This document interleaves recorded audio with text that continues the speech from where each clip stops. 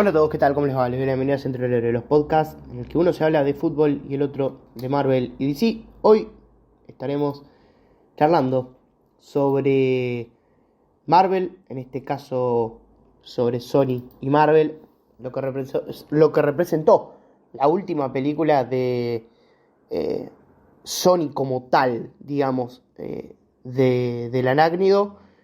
Porque después tendríamos obviamente esta asociación entre Marvel Studios y Sony que cambiaría un poco el paradigma.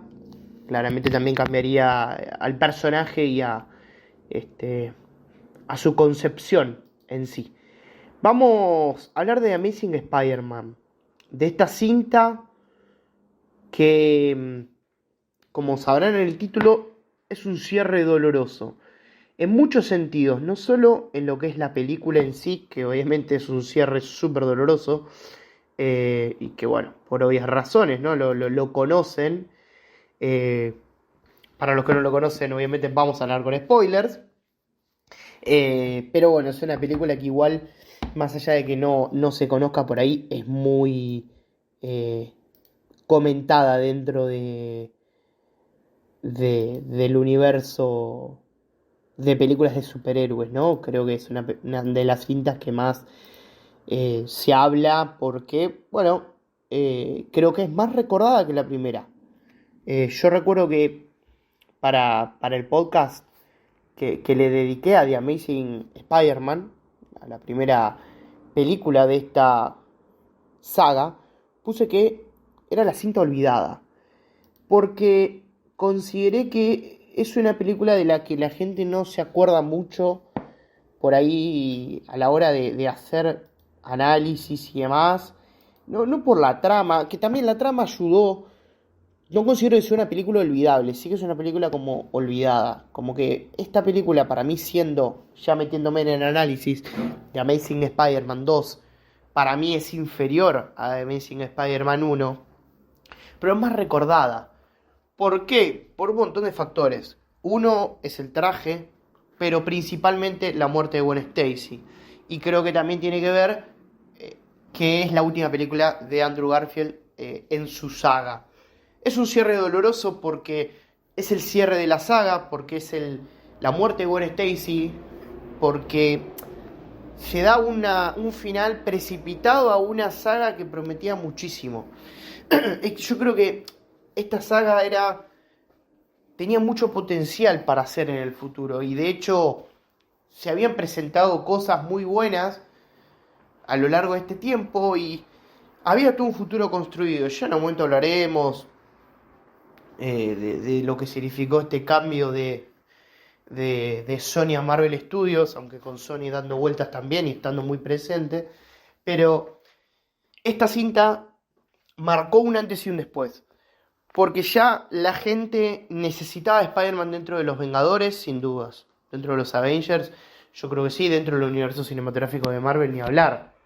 La gente necesitaba a Spider-Man allí. Entonces, ya en un punto que haya películas individuales de Spider-Man totalmente desconectadas de ese mundo, hacían ruido. Hacían muchísimo ruido. Y yo creo que eso impactó. Y eso hizo que la gente también recibiera esta película con esa motivación. Ya se había hablado de Andrew Garfield apareciendo en Vengadores, en The Avengers de 2012. Se había hablado muchas veces, ya se estaba comentando. Esta película también sufrió después, tuvo mucho alrededor. Está el tema del hackeo de Sony. Hay un montón de cuestiones que suceden, pero yo creo que esta cinta sufrió metiéndonos en todo lo que le pasó a esta película, el hecho de no ser parte de un universo ya estando en 2014. Para ponernos en contexto, en ese mismo año se estrenó Guardianes de la Galaxia, ya con Marvel por ahí recuperándose algunos tropiezos. Ya el año siguiente veríamos Age of Ultron. Incluso un año antes DC había empezado a cimentar su universo, que se vio con muchas complicaciones, pero ya estaba teniendo la idea de un universo compartido. Se había cerrado la trilogía de Nolan el mismo año que The Amazing Spider-Man, Y parecía que el único personaje que se estaba quedando fuera de la ecuación era el personaje más popular del mundo de los cómics, que era Spider-Man. Esta cinta, yendo a lo que es lo artístico, es la película a nivel visual más linda de Spider-Man. Cierro discusión. Vamos a tirarle flores también a esta película. No es mi película favorita de Spider-Man. De hecho, diría que de las que son ya de esta época, del siglo XXI, porque sacamos la discusión a la película de la serie animada, de la película de Amazing Spider-Man, aquella del 77, o la película de Spider-Man.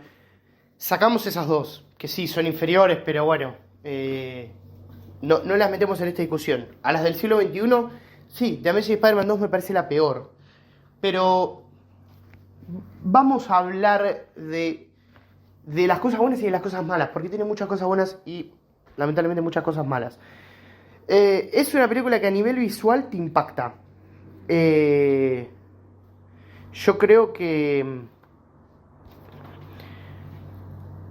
es el inicio, el traje, aquella secuencia de Peter en Nueva York columpiándose es increíble.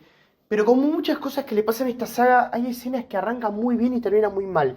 Y esa escena arranca siendo de las mejores del personaje y probablemente la mejor escena del personaje columpiándose por Nueva York de todas, pero termina con acto de irresponsabilidad del personaje metiendo en problemas a todos por hacer chistes. A mí me parece que la película se vendió como un gran evento y no termina de estar a la altura. Yo creo que hay muchos conceptos bien trabajados. Me da la sensación de que Peter acá toma un rol a veces muy bueno, pero también siendo bastante ya inmaduro y no aprendiendo de los sucesos de la primera película. Vuelve con Gwen en reiteradas ocasiones, más allá de que el capitán le dice que no, porque le puede costar la vida, porque la relación no puede ser buena con él siendo Spider-Man. Peter toma decisiones extrañas a lo largo de la película y de hecho va perdiendo peso.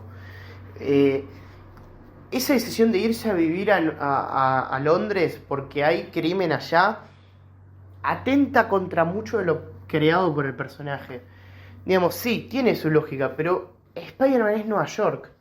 Algo similar fue planteado en No Way Home, decir que no prosperó, pero la verdad es que no me parece un planteamiento sensato, por menos del lado de los cómics.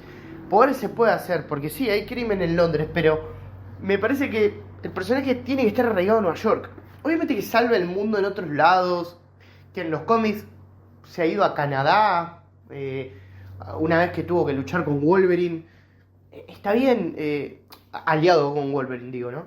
Está bien, pero él es Nueva York. Y yo creo que es eso así. Por eso una queja de fan de cómics o de irrisorio. No, yo soy muy permisivo con el tema de los cómics, pero hay cosas que me parece que tienen que quedarse. Pero bueno, puede ser una opinión basada en eso, ¿no? Yo creo que acá Gwen está muy bien planteada como siempre, pero creo que la relación va deteriorándose a poco. El personaje de Gwen pierde protagonismo porque la historia lo permite. Y acá yo creo que la franquicia no tomó ese rumbo de presentar personajes muy interesantes. Acá aparece Harry. Harry sin ningún tipo de sentido porque primero muere Norman al inicio, en los primeros minutos de la película, y lo va a visitar Peter como diciendo, acá estoy, soy tu gran amigo, y realmente, según los cálculos que hace la película, no tiene mucho sentido. Harry está muy bien actuado, me gusta a nivel interpretación, pero no me termina de convencer la creación del personaje. La toma de decisiones totalmente raras, totalmente sin pensar, o sea, que no tienen demasiado sentido. Yo creo que Dane Dehan, el actor, hace un buen trabajo, pero no lo ayuda, como muchos actores en esta saga, el guión, la forma en la que se le dio vida al personaje. Toma decisiones muy raras, que no tienen mucho sentido y que termina siendo el villano porque sí. Y porque parece hasta medio agarrado de los pelos todo y medio diciendo, bueno, alguien tiene que matar a Gwen y como no está Norman, tiene que ser Harry. Y entonces el peso emocional de la película recae sobre un personaje por el cual no sentís nada. Sí, te hace dar rabia, sí, está tan bien interpretado que por ahí eso es un poco temeroso, pero tiene un maquillaje que no está muy bien logrado y que me parece que la película merecía algo mejor en ese sentido. Merecía que nosotros tengamos una conexión emocional con ese personaje. Por eso hubiera sido ideal que esté presentado en la primera. No le da, o sea, hubiera estado espectacular eso, que se forme un grupo de amigos de Peter. Porque claro, ¿por qué nosotros no es caer en la comparación? Simplemente hablo, a ver, estoy hablando del mismo personaje, aunque, bueno, de alguna manera termino cayendo en la comparación. El Norman el Harry de Spider-Man Raimi, sentís un peso emocional en la 3 cuando se vuelve su villano y cuando muere sobre el final. Hay un peso emocional en ello. No es que pasa como si nada. En cambio acá sí pasa como si nada, porque el personaje se nos presentó acá en la 2, fue todo muy rápido y listo. Podría haber sido presentado en la 1. Me parece que hubiera estado bueno que le hubieran generado un grupo a Peter, porque me parece que queda como muy solo con Gwen y realmente no tiene por qué ser así. No se lo rodeó de personajes, se acortó la galería interesantísima de personajes que tiene Spider-Man a Gwen, básicamente, y a sus seres queridos, a tía May, tío Ben, a los padres, incluso que acá sigue la trama de los padres, ya vamos a ir en ello, pero básicamente igual lo digo ahora porque no quiero andar demasiado, no es interesante. En los cómics queda raro, nunca termina de encajar bien. Y acá sucede lo mismo. No lograron hacerlo encajar bien. Terminan siendo guiños en los inicios de la película. Y una escena eliminada que cada tanto se reflota en Twitter diciendo mirá lo que pudo haber sido. Y nada más. No sucede nada, no tiene ningún peso emocional. Sí, a Peter, realmente yo creo que lo que más le termina emocionando a Peter a lo largo de la saga son las cuestiones vinculadas con sus padres y no tanto con su tío. Pero nada más. Por ahí le ayuda a vincular algo, a descifrar alguna cuestión, pero no tiene el peso que debería tener. Podría ser más importante. Pero bueno, nada, también en las escenas eliminadas vemos mucho de lo que la película podría haber sido. Eh, Creo que acá, más que nunca, Mark Webb apostó por una historia romántica a su manera. No hemos hablado todavía del villano principal, Electro, Max Dillon, interpretado por el grandísimo Jamie Foxx. ¿Qué pasa con Electro? Que ahora tenemos una buena visión de Electro porque me encantó el No Way Home, pero acá no fue lo que esperábamos. No tiene muchas aspiraciones, o sea, lo detesta Spider-Man porque sí. El diseño no me gusta, sí me encanta No Way Home, es más apegado a los cómics, pero acá no estaba bueno el diseño que le dieron. Creo que los diseños de los villanos no han estado bien en esta saga. Sí, el Spider-Man, acá le dieron un traje increíble, el traje, a mi parecer, más lindo de todos, salvo por el de No Way Home del final. Pero el segundo más lindo, que le compite fuertemente. Me encanta el traje que tiene Andrew Garfield en esta secuela. Electro no tiene muchas motivaciones, o sea, básicamente lo que él quiere es ser malo y la mayor parte de la película está encerrado. Se le trató de dar una visión caricaturesca que no me parece que cuadre bien. Sí, Jamie Foxx la interpreta de maravillas, pero no me convence. Yo creo que la película no me cierra en ese sentido. Ne- Los dos villanos no aportan demasiado. Y me estoy olvidando del tercero que es Rhino, pero bueno, son dos escenas, como mucho. No hay mucho con Reino. Y realmente medio como que se lo vendió así, que iba a ser importante y no sucedió demasiado. Y termina siendo un chiste. Acá se apostó también mucho por el lado cómico. Y varía mucho el tono de la primera a la segunda porque hay un subidón en los colores. La primera era las 3 de la tarde y era de noche. Acá son las 9 de la noche y es de día. Pero son mucho más vívidos los colores. La del 2012, creo que lo dije durante el podcast que le dediqué a esa película, era también la época, ¿no? En la que había mucha influencia de lo gótico y de lo serio y todo eso. Y acá por ahí ya 2 años después había cambiado un poco todo. También fue alguna bajada de línea, hubo algo ahí detrás de que Sony también quería dar otra idea. ¿Acaso más parecida a la saga de Raimi y no tanto a la primera película? De hecho, se siente una desconexión con la primera más allá del tono. Creo que lo único que la termina uniendo es por ahí la trama del Capitán Stacy y poco más.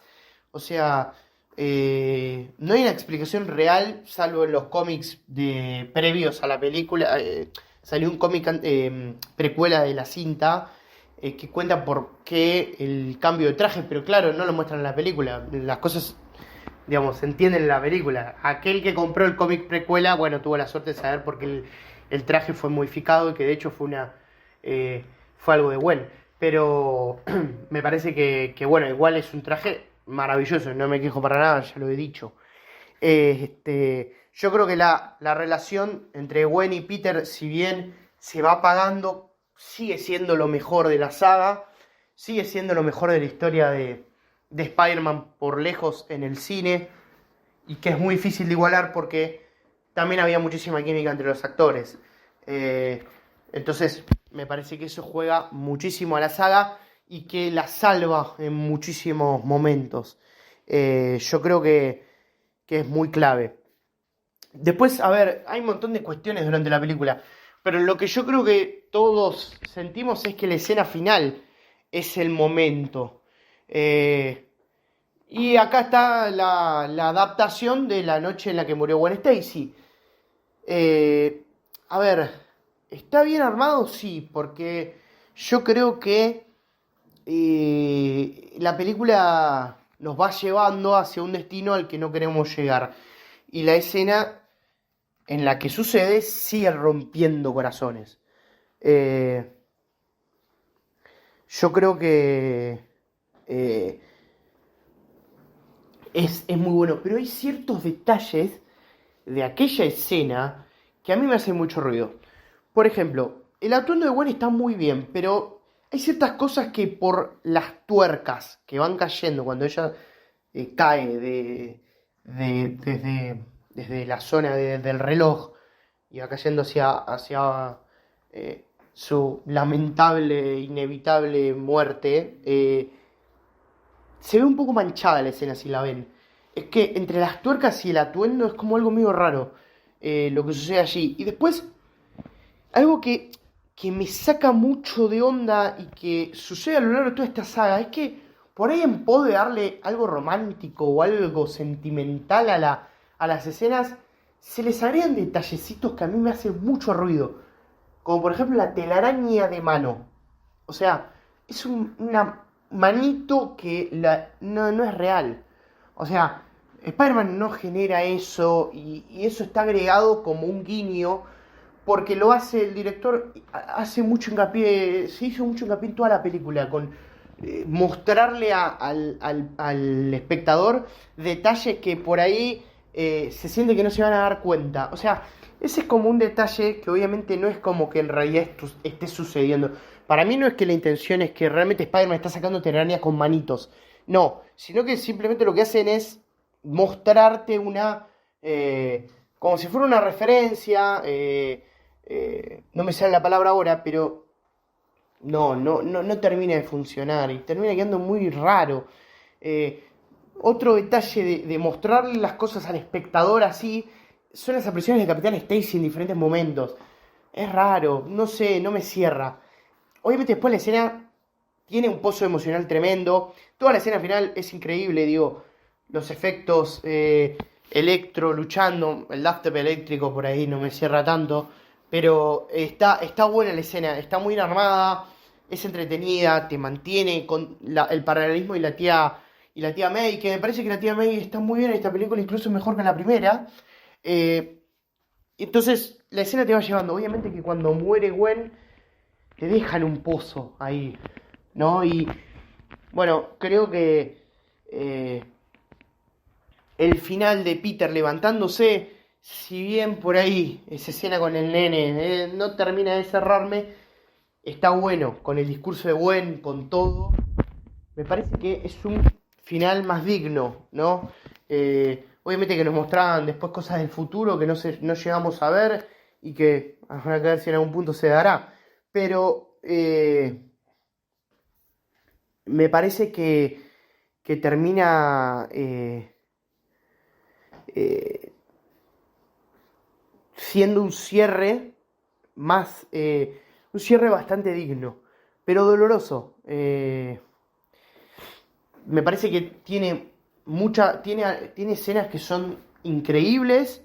eh, Había mucho potencial en esta película. A mí me da mucha lástima esta cinta. Cada vez que la veo es como decir, che, esto pudo haber sido mucho mejor. Esto pudo haber sido lo que nos vendieron y al final no se dio. Es una lástima, pero bueno, creo que manejaron bien muchas cosas.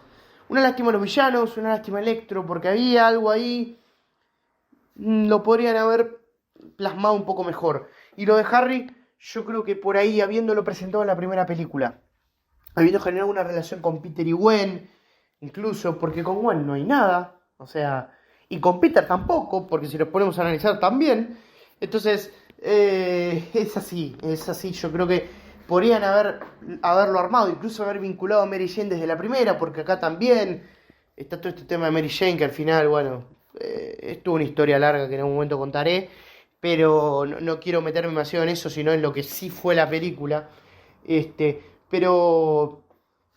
pero bueno, me parece que es una cinta que nos pudo haber dado muchísimo más y que se quedó ahí a las puertas, con mucho potencial, con un final desgarrador, obviamente duele cómo se da la muerte de Gwen, el poder de Spider-Man de haberlo cambiado, porque en el cine no habíamos visto eso todavía. Sí, habíamos visto la muerte del tío Ben 2 veces, pero claro, una muerte así no se había dado. La de Harry duele también, pero fue más una circunstancia de una escena y como que acá es como que Peter tiene otra culpa y aparte el vínculo es muy fuerte y que la culpa y todo eso es muy bravo. Por suerte hemos visto al personaje una vez más y lo hemos visto redimirse también en muchas cuestiones. También vale para el personaje de Electro, de Jamie Foxx. Y hemos también visto al de Lagarto, pero bueno, en su versión humana no la hemos visto. Son escenas de hecho tomadas de la primera película, pero sí en su faceta Lagarto tampoco lo hemos visto demasiado. Pero sí a Jamie Foxx como Electro hay un cambio, ¿no? Una mayor seriedad, un mejor look y un cambio de personaje ahí que es un tanto más interesante, una vuelta de tuerca que hizo que el personaje quede mejor parado, si así se puede decir. Y por el lado del Duende Verde yo creo que había un potencial, había algo creándose, pero le faltó tiempo, le faltó desarrollo, ante todo. Les agradezco a todos por estar al otro lado. Se queda un podcast bastante largo, pero es un tema de una película muy polémica y que a mí me interesa muchísimo. Nos estaremos viendo. Gracias a todos por el gran apoyo que me están dando. La verdad, palabras de sumo agradecimiento para todos ustedes. La semana que viene probablemente, o veremos si el domingo, podcast futbolero. Y después, en cuanto pueda coordinar con mi amigo Gusti, vamos a hacer el debate correspondiente de la saga Andrew Garfield, de la saga Mark Webb. Vamos a decirle, porque ya dijimos saga Raimi, creo, en el podcast anterior, así que esta va a ser la saga Webb. Webb con W. Así que les agradezco a todos por estar al otro lado. Se tenemos viendo. Chau, chau. Por estar al otro lado. Se tenemos viendo. Chau, chau. Por estar al otro lado. Se tenemos viendo. Chau, chau. Por estar al otro lado. Se tenemos viendo. Chau, chau. Por estar al otro lado. Se tenemos viendo. Chau, chau. Por estar al otro lado. Se tenemos viendo.